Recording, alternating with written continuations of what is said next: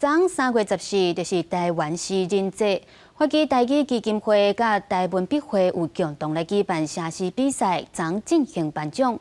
另外，也有特别来追思台语诗的前辈林宗元先生。文化部也派人到场为伊来颁发总统保养令。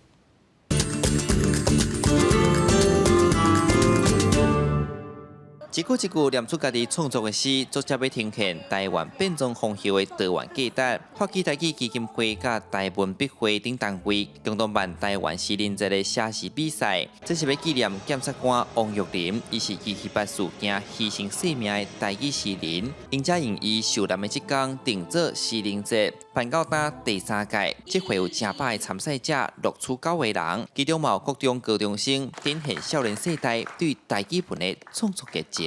其实有真侪代志需要互大家去理解、去看到。当然语言是，历史嘛是，性别嘛是一个真重要的部分。这个纪念日是一个真重要的代志，就是咱应该爱袂当把这件代志放袂记。较早就是因为无观念，无互伊印象嘛。你若互伊印象，你会当写诗。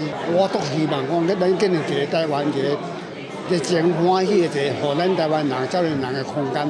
同款对写诗真有热情的，也有台语诗人先辈林宗元。伫戒严时期，就坚持用台语文来创作。戒严解禁了后，伊组织汉字诗社发行诗刊，推动台语文创作，也个亲身出钱出力办台语文学营。